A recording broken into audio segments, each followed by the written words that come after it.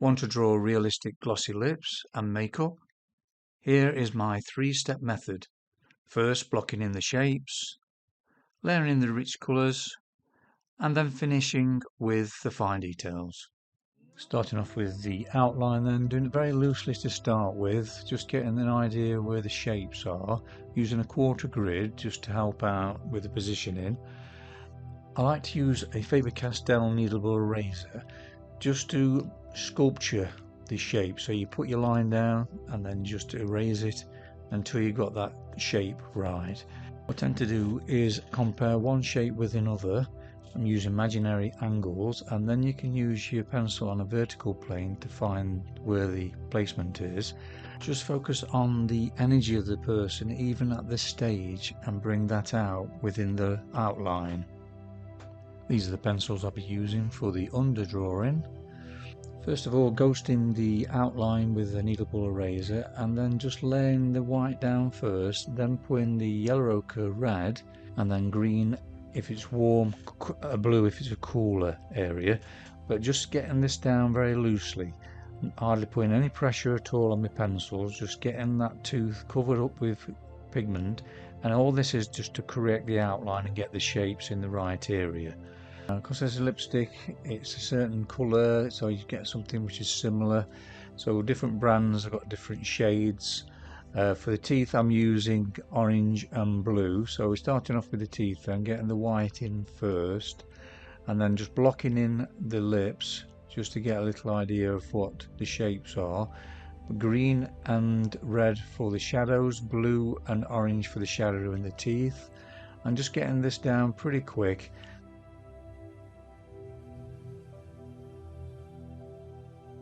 So I'm just mapping everything down, making sure that I'm happy with the positioning of all these things, so it makes it easier then when I start putting those rich colours on. It's always best to really get that roadmap sorted first, and it will make everything so much easier later on. Now for the rich colour stage, here's the Caran d'Ache pencils, mixture of pencils here for the lips, blues I'm using and Contia Paris, and then a mixture of pencils, and then the Faber-Castell white. Starting off using the red, yellow ochre, and then using green to create natural shadow, and then using the white, Faber-Castell white, to get that sharp, vibrant sort of subtleties, and then I'll glaze over the top of that later on in the detail stage. But this is just a block in, just to get everything to feel of the right sort of chroma, temperature and value, but all the details will be put in later on, which you'll see in this video. Just using a cotton bud just to soften the edge between the skin tone and the background there. If you're enjoying this video, why not subscribe? It's absolutely free, and then you're sure not to miss any of my future videos. Now this area is quite cooler than the rest, so I've added blue, ultramarine blue, just to sort of change that temperature more to more of like a purpley, pinky colour. Now for the shadows I'm using dark green and red, and sometimes I use the olive green and red, depends on how dark that shadow is. And here I'm putting more cooler temperature around that area, so I'm adding that blue.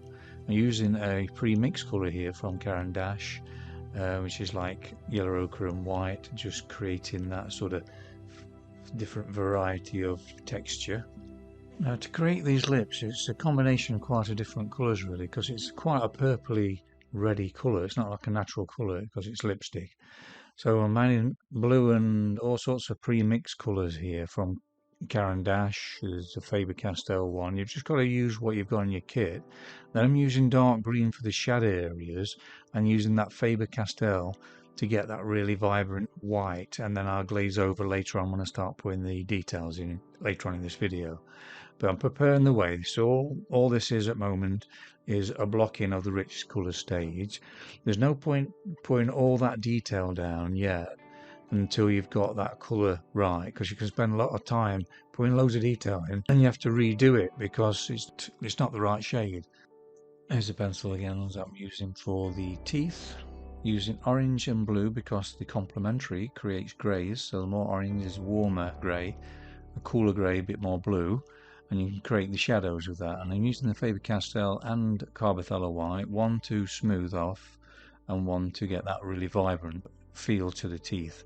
But this is just a blocking. It is a little bit orangey at the moment, which I'll change all that later on in the video once I've got everything in and all the details started to appear. Then I'll put all them subtleties in the teeth to get that correct value and temperature and that.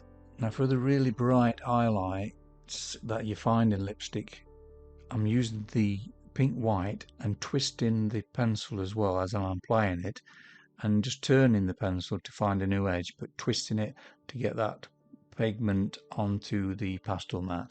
Now for the darker areas, using dark green and dark ultramarine blue to create more of a purpley colour. So I'm mixing my own purple by adding this blue.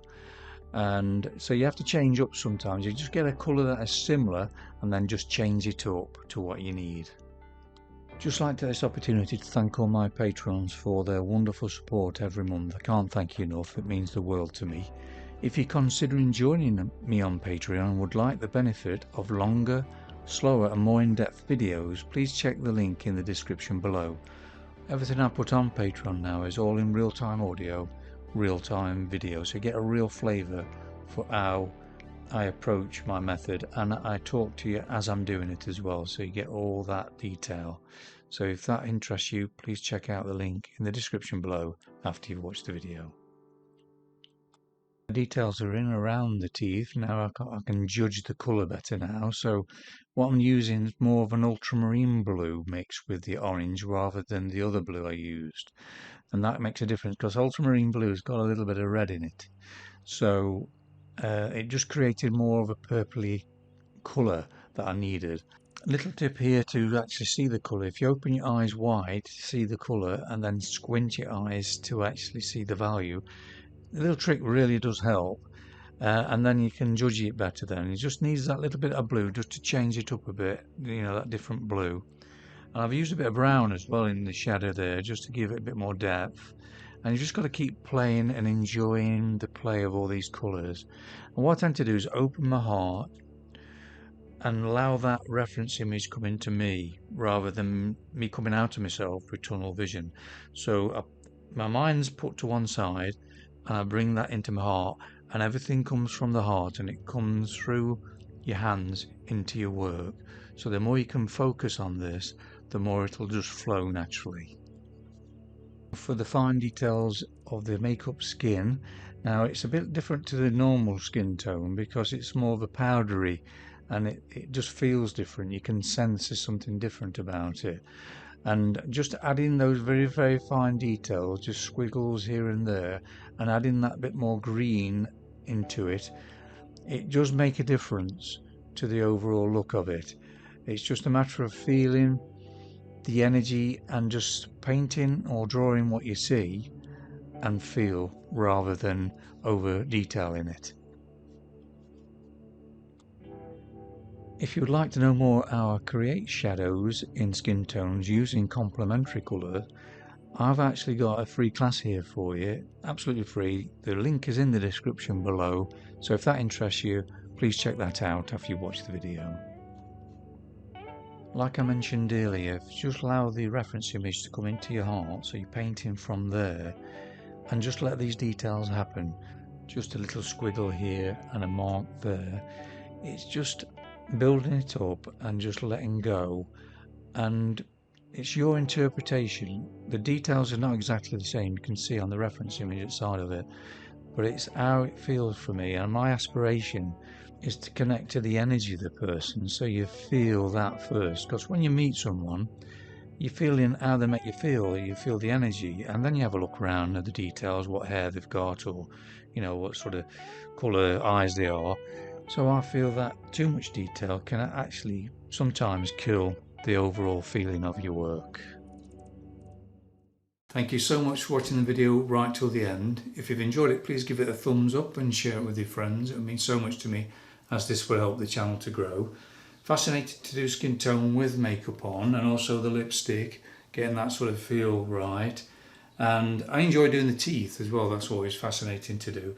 But it's a nice study to sort of have a play with the colours and see what's can be achieved with pastels.